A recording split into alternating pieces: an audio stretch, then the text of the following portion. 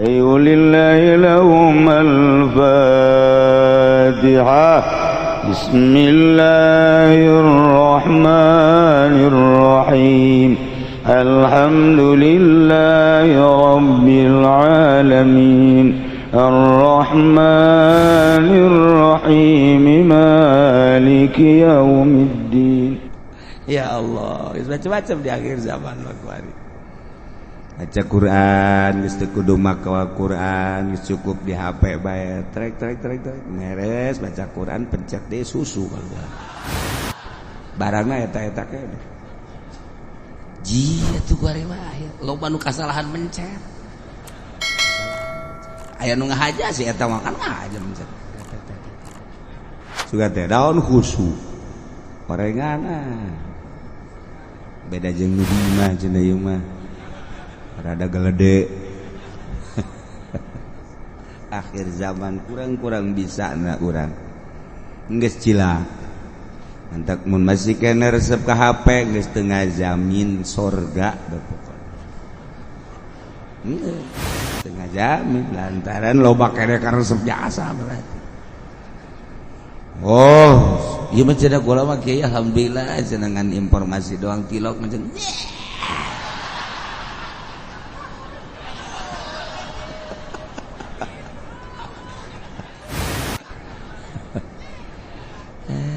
pagar gembela diri cek jero malaikat teneulekeun Masya Allah masih kene nonton resep nonton TV bawa HP teu ngajamin lantaran nafsuna terus we nafsuna. Ai sakadar informasi sih teu naon urang aya nyaho dulu urang di mana terus hubungan dagang masalah tahu penting politik tapi kan eta di jerona masyaallah penting nama ngan 10 nu teu pentingna 1500 biasa ya tergantung urangna lah lamun urangna bisa atuh mangga ulah ngabohongi diri ai bisa bawa salah tah jadi 80 wari keputusan kitu pikir ieu adalah penambahan ti Sayyidina Umar lantaran cek Sayyidina Umar teu bisa ditakzim zaman Kangjeng masih 40 jaladan Nabi sallallahu alaihi wasallam arba'in Sina Abu Bakar masih 40 wa jalada Abu Bakar arba'in tapi ketika Sina Umar wa Umarus samani 80 Sidra Umar lain lalagaan jawara teh lain lalagaan jawaraan lain sebab Sayyidina Umar maka pancek Kangjeng Nabi seserihan Kangjeng senyum naon tuan senyum setan sieun ka maneh eta teh kira-kira cenah Tuhan mah lamun maneh jalan dieu kebenaran aya setan ngilim Sayyidina Umar geus senyum bae Tuhan besok mah usieun setan atuh kapan si eta mah ditutur-tutur da ka mana ya dijaga di dia dijaga mana di purantengan hayo anak incu milu kabeh di pundak Sayyidina Umar datang ke sorban tinggalin di tangkal kurma setan teu wani begitu dekat dia perebat ka ditu ditanya ku babaturan setan ya sorban si Umar cekan sorban lah dipakai kasihan ku setan ya Allah eta lain lalagaan jelema lain lalagaan atupannya nama lamun keur ngobrolkeun Yahudi ngobrolkeun kafir bahasa Sina Umar dina Bukhari dakni ya Rasulullah serahkeun ka kula ya Rasulullah pokona ku kula geus beheungna dipenggal kos kitu mah asal ngobrol Yahudi we dakni ya Rasul serahkeun ka Umar unggal aya sabaraha dakni dina Bukhari asal kenyaritakeun musuh Allah musuh Kangjeng Rasulullah langsung dak ka dieu ka abdi ke kos kitu nyingkir tuh nyingkir kayak heula Umar ulah main dani bae Kangjeng Nabi eta kunaon ku harenges-harengesna mentak Al-Faruq Umar Al-Faruq salah satu imah urang besisieun kadatangan ku teluh pan teluh teh setan di bawah setan bisi kadatsieun kadatangan ku jurig deundeun diunggal lawang Umar Al-Faruq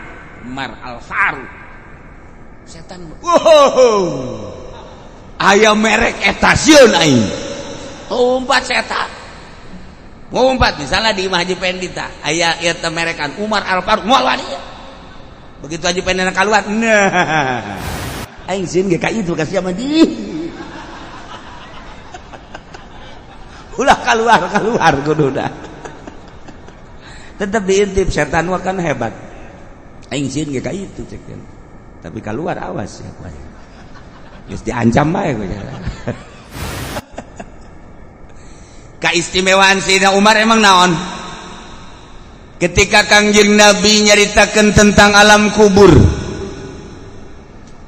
cik Kangjeng ke urang maot setelah maot urang dikubur ngaranna alam barzah didinya bakal aya dua malaikat munkar nakir bakal nanya poremna keberadaan sangat sieun menakutkan Sayyidina Umar ngaco naon Umar pikiran urang pikiran ieu lain cak Sayyidina Umar ka Kangjeng iya pikiran ieu lamun pikiran ieu kukulah dilawan ta malaikat mana mah macem-macem bae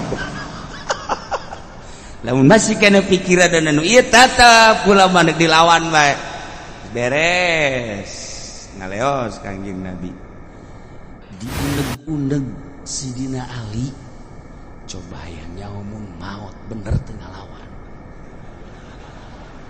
bener ente tekan hebat sahabat bakar itu mautlah Kangjeng Nabi mautlah Sidina Abu Bakar nah ketika maut Sidina Umar sesuai jeung wasiat kuburlah didinya di pinggir Sidina Abu Bakar ya Kangjeng ya Sidina Abu Bakar Siddiq dia Sidina Umar tak orang adab-adabanana munzarah teh ngan teu bisa kuari miti maju mundur ke belah dia ke mundur deui antara kitu makomna set di Kangjeng Sidina Umar Abu Bakar di Sidina Umar kuruda urang mundur adab-adabana mundur dinarian kuari lamun mundur katakol malah askar orang bisa liwat geus alhamdulillah geus kajeun nah Sidina Umar maot kuburkeun numimpin Sidina Ali beres Sidina Ali nyarita setik bahwa ieulah Umar Al-Faruq anu memisahkan hak jeung batil nu terkenal dengan kejawaraanana saha anu teu sieun cek Sidina Ali ka Sidina Umar musuh-musuh Allah termasuk setan disijatakeun ku Kangjeng Rasulullah sieun maka saat ieu nya geus aya di alam barzakh takeun ku Sidina Ali beres ngadoa bubar kabeh Sidina Ali ge mundur begitu mundur menang 40 lengkah kadinya deui aya ngadenge keur jadi atuh urang mah sanajan ngadengekeun ge moal kadenge atuh Sidina Ali mah kan masyaallah bisa dibukakeun hijab kan suara Sidina Umar bisa kadenge langsung dia bener kadang begitu ditanya ku malaikat man rabbuka cik Sidina Umar teh pangeran aing Allah ai pangeran maneh Sidina Ali di luhur seserian cik Sidina Ali bener ieu Masya Allah kari cek malaikat teh atuh pangeran aing Allah sarua sesama pangeran Allah kok make rupa nu ieu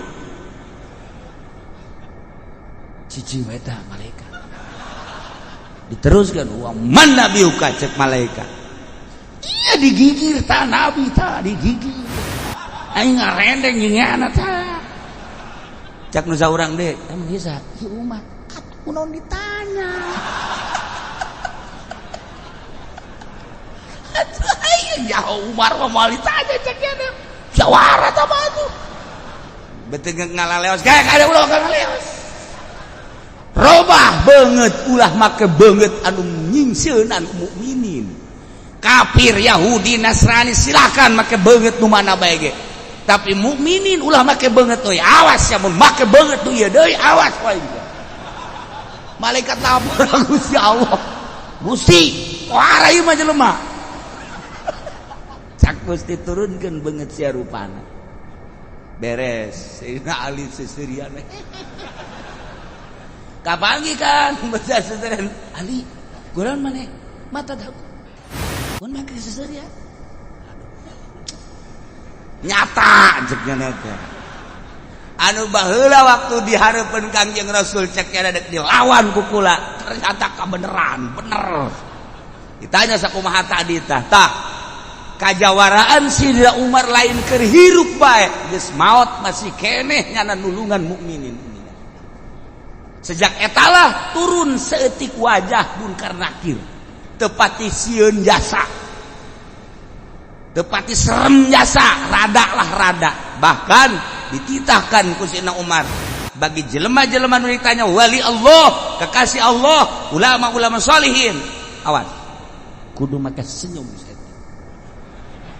Sidina Umar bahara jasa dah banta ka ayeuna malaikat teh lamun nanya wali teu keras bab inget ancaman Sidina awas ya Sidina Umar maka malaikat-malaikat diancam terkira-kira tuh. Nah iyalah urang cinta ka Kangjeng Nabi, cinta ka Sayyidina Abu Bakar Siddiq, cinta ka Sayyidina Umar, cinta ka Sayyidina Utsman, cinta ka Sayyidina Ali lantaran eta khulafaur rasyidin nu opat lain sambarangan jelema. Dua anu jawara hiji Sidina Umar, dua Sidina Ali. Piawai Sidina Utsman ahli zuhud. Kemudian kitu Sidina Abu Bakar Siddiq hartawan anu mengorbankan hartana. Di samping piawai mun maca Quran ceurik hartana nu sabaraha bae ge jang syiar agama Allah. Sebab nyana pedagang dikersakan ku Gusti Allah naon bae nu geus aya di leungeun nyana laku bae urang mah pan ngemblok pedagang ya ngitung deui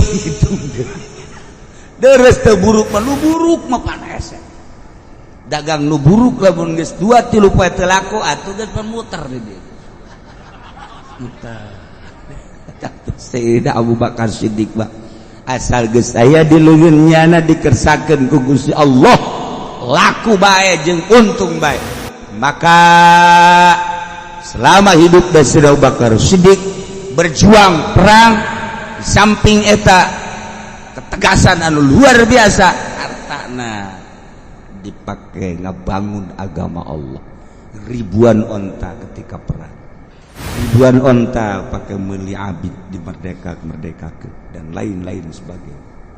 Masya Allah ialah Sayyidina Umar keistimewaanana mandak nyana berbagai pertimbangan ulah 40 80 sebab baheula di zaman Kangjeng 40 cuman aya ta'zir piceun hese keneh balik di zaman urang cek Sayyidina Umar komo ka hareupna deuk dipiceun ka mana jelema kuat tambah ta'ziranana 40 jadi 80 wari lamun dilaksanakeun jelema nu mabok di ta'zir di 80 aman negara aman ayeuna urang ngadenge mabok geus puguh minuman tambah ku obat-obat baheula mah sakadar aya magadon nyuriahib sakadar sakitu doang tapi kuari mah sabu-sabu ekstasi dan lain sebagainya bisa ditiru deh dijieun ngahaja urang Indonesia mah boro-boro niru obat kos kitu atuh Igomah di Mekah bae ge ditiru ku urang Madura. Igomah ditiru. Eta kan aya tanda tanganan dan lain sebagainya. Bisaan urang Indonesia paspor bae ge kuat ka ditiru. Ijarago nipu urang Indonesia mah. Bararisan. Mau obat-obatan mah. Ya Allah asal keluar bae nu asli. Tungguan sababaraha poe bakal keluar ilegal.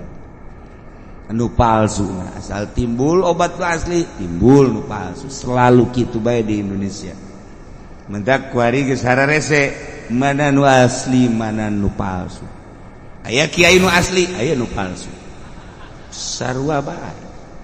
Geus timimiti obat minuman datang ka kiai nu asli jeung nu palsu teh aya.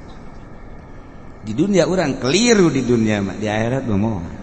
Di akhirat tuh malaikat ditinggal besok memilu ka ditu pan kula kiai lain ieu mah juri cek malaikat berbulu kucing ieu mah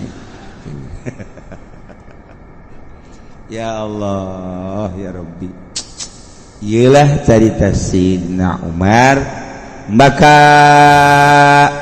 dicatatlah dina fikih had jelema nu merdeka syaribul khamri adalah 80 ciridan.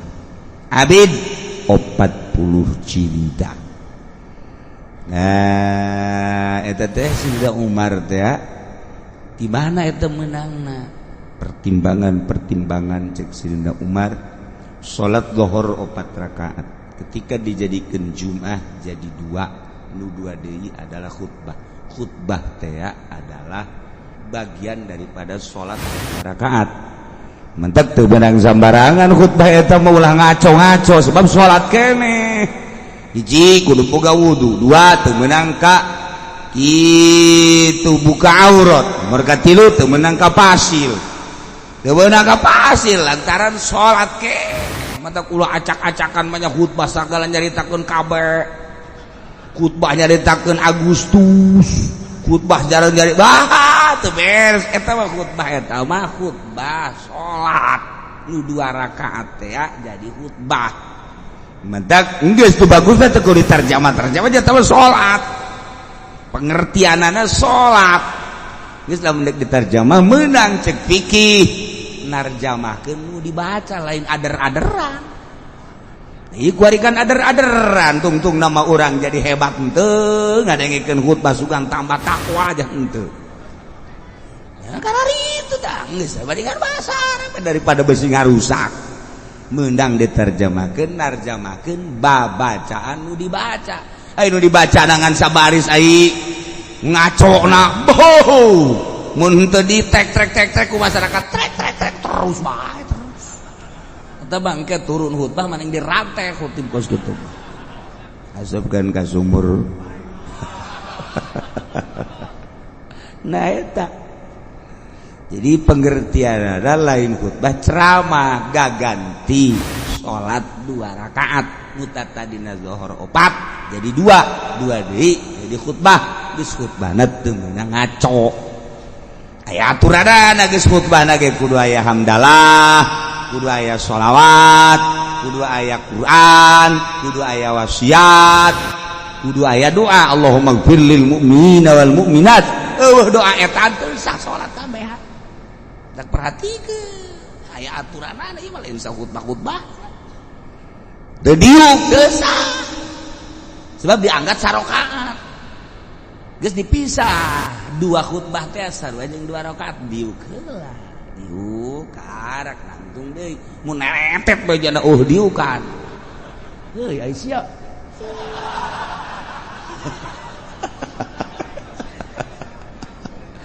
goblok sia aing ge rusak salat aing sia eta lah mah khatibna kudu nu paham ulah tarjamah acak-acak ieu mah salat ndek khutbah mah nya ndek ceramah ketas Jumat atau meme Jumat.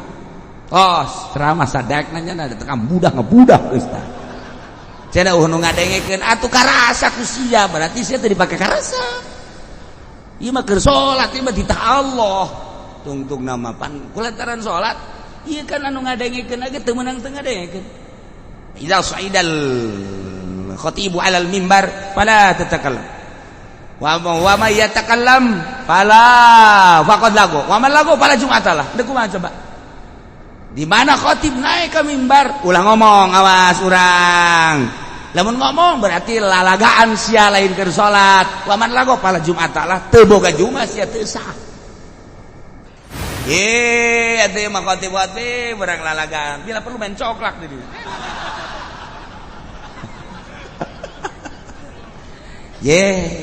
Atuh khatib da kudu dula-deuleuh pan ieu kos ge berarti robah khutbahna atuh. Geus babarodo masyarakatna atuh khatibna kudu pinter. Ngarusak aing khatib khutbah aing. Ulah dipaksakeun. Berarti barodo geus atuh bere penerangan atuh ku khatib. Bere penerangan ulah datang ka ngarusak salat teh ieu salat Jumat rusak atuh kapengnya di karubah. Dia acak-acakan tah ieu keur sakalian nyaritakeun Sidna Umar ieu bulan ieu nu mantap 40 gaganti ta'zir. Nah ieu ge khutbah gaganti salat 2 rakaat jadi khutbah mentak teu bisa teu meunang teu boga wudu hati-hati jeung teu meunang lalagaan urang bae urang nu ngadengekeunna teu meunang nundutan aya salat nundutan. Imang geus adzan Allahu akbar Allahu akbar Allahu akbar Allahu asyhadu an la ilaha illallah geus bare nangtungnya na masih khusyuk jasa. Aju nu digigireun ngantep deui. Aruba imam geus mulai Allahu akbar bismillahirrahmanirrahim nya kakara kudang. Ya deuk nangtung isin. Deuk diuk bae pan ada salat. Kumaha aing sakira. Saya sih hade ya urang bae urang heula mimitian sing rapih jangan masjid nu rapih sebab ieu mah Jumat salat ieu mah lain lalagaan geus aya khatib anu ngaco urang henteu bisa negor khatib pindah salat Jumat pindah ieu urang di dunia moal kebel dibawa acak-acakan ku khatib bloon ieu teu nyahuan bawa eta salat acak-acakan segala jaritakeun ngaler ke hidung ngetan kul tarjamah kudu dibaca lain haju acak-acakan. Hayu tarjamahkeun alhamdulillah hamdan katsiran alhamdulillahilladzi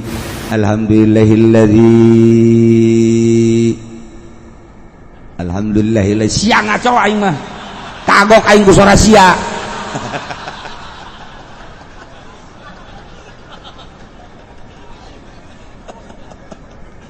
Aduh masya Allah. Nah tarjamakeun terus ayat terjemahkeun wasiat terjemahkeun aya ditarjamakeun mah dana naon narjamakeun usikum iya ya taqwallah kula wasiat ka kaula jeung kamaren kabeh takwa ka Allah sing hararade teu naon tah beres Jumat imamna main catur pan tadi usikum ayuhan nas tegap ayuhan manusia kita takwa turun khutbah main catur geus bandingan bakeun golok ai sia takwi usikum naon sia ayo jeung aing main caturna sia golok eta khotib anu bener ulah main tunjuk khotib asal khotib nyandakan wasiat malulu ayuhannas ittaqullah waf'alul khairal la'allakum pohana tepah urang gadinya teh ka khatib assalamualaikum jangan nonton TV aing teh senang khatib kos kitu. Ya Allah ya Rabbi ikan sholat masalahna ai ceramah mah kipudoli acak-acakan los utawa lain sholat tamanya nama sapira bisnis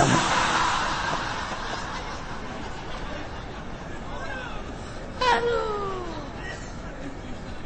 dari ieu bari bageus tepati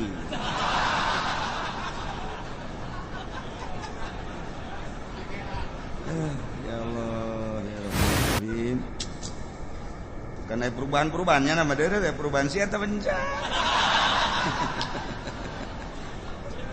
Kadengen aku orang kutub berapa nih. Coba ge. Jadi bayar ngomong ke. Aku tuh berobat di kos gitu.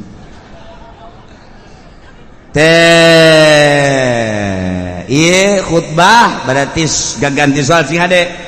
Geus hati-hati degekeun kurang, perhatikan leungeun urang teu meunang uca acok kadieu tuh nunjuk doangnya nunjuk jadi masalah asa keur salat nunjuk. Wa man lagha fala jum'atalah. Lalagaan berarti tunjuk ngomong ngobrol fala jum'atalah teu sah Jumatna sih. Eta cakang jeung Nabi. Sok dibaca kurang iza sa'idan khatibu 'alal minbar fala tatakallam. Wa may yatakallam faqad lagha wa man lagha fala jum'atalah. Orang banget siang tebuju. Ya Allah ya Rabbi. Eta hadis eta kan dibaca. Tu urang mah ji sugan teh naon cenah hartina? Makana tanyakeun atuh ji. Sugan teh eta mah hadis naon bae. Idza sa'idal khatib 'alal minbar di mana naik seseorang khatib kana membiun mimbar pada cacakallab ente ulah ngajablog wa may yatakallam sahaja lamun ngomong faqad lagha berarti heureuy lalagaan wa man lagha fala jum'atalah cakang jeung Nabi jelema lalagaan berarti teu sah Jumat tah abeh tenget urang besi salat di lembur urang terjemahanana ngaco urang negor teu bisa indah salametkeun awak urang di akhirat aing waduh kos kiamat ieu pan salat ieu mah lain ceramah ieu mah lain madak kula pernah di Garut Pajubah terus di Bandung salat Jumat milu begitu salat Jumat waduh ngaco ieu mah acak-acakan kieu langsung zuhur zuhuran salametkeun salat waduh bahaya pernah deui di Bandung dapat di Bandung ka dieu set poe Jumat jeung guru malah di Bandung jeung guru di Cililin dekat dieu di Banten mampir ka dieu poe Jumat hayang poe Jumat nyanan pas itu harita pada larang langsung salat Jumat di Cililin ada beurang salat Jumat pada larang sarua Jumat kos gitu Noel Zohor acak-acakan khutbah anak salametkeun diri urang tapi ulah jeung fitnah tegor heula ieu teh kapan khutbah ieu mah gaganti salat teu meunang ngaco lamun ngaco bae terus bae indah urang mah nya terus bae meunang nuturkeun ngaco ye atuh lagi salat ieu mah salat tak sing hade salamat kan kita tanya pan mah haji deukeut ka masjid ieu sih kok masjid ka ditu jumahna teu meunang gara pindah-pindah kumaha aing bae geus bongan sia ge kumaha sia tu aing kumaha aing lain mah haji pan eta teu kapisah masjid imah jeun aing mah geus ngaji kos kieu ge sia moal so amat aing kadang-kadang sok tunggu mah gelut dari dinya. Ayo salamet ke si gade. Urang kan mal kebel di dunia, ajung ke di akhirat urang aduh lamun ka neraka ku gara-gara urang salat Jumat teu ditarima deui kumaha coba. Ieu salat Jumatna cek malaikat teh rusak. Padahal mah teh nyaho, pan sia ngaji bae. Teu didengekeun, saekeun sulusia ku aing sia. Cek malaikat, neraka sia. Kumaha aja mah urang emang Sayyidina Umar bisa ngalawan ke malaikat. Potongan urang mah pan gepeng. Bisa tah mantap ke Sayyidina Umar urang minta tulung ka Sayyidina Umar. Umar tulungan dia aing jatuh bau ka sia. Sia tilok hadiah tilok naon tilok aing. Endeu kumaha coba. Je tah badak salamet teh. Rapihan ibadah urang rapihan. Supaya mantap ka Allah.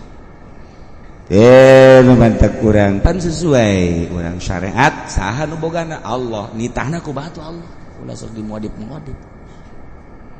nah ya nu mabok benang hat ulah kurang ku pemerintah kurang mah teu aya hat beusi ke kurang datang digebugan bae di rumah urang teh ieu mabok ya kana gebugan bae ngaji kamari aing peminggu heuy saha nu kudu ngagebugan sia mah tuh hak algojo di negara. Ya di negara orang tengah lakukan itu geus teu mantep keun kumaha di akhirat. Ulah haju bertindak sorangan teu meunang. Masya Allah, engke bae di akhirat kan dipanggil camat, lurah, bupati. Enggeus. Pokoknya lolonja we kabeh ka neraka jahanam. Ku gara-gara henteu diterapkeun ieu. Tah, kos kitu ieu keur carita syariat. Minimal urang nyaho kesalahan-kesalahan. Abeh urang ulah ngalaksanakeun kesalahan sebab ternyata sanksi mabok nu sakitu beratna. Sirian kitabna lantaran ieu ngaji mingguan kitab terakhir. Nu kolot menyaho datang nyonte Syawal. Wallahu a'lam.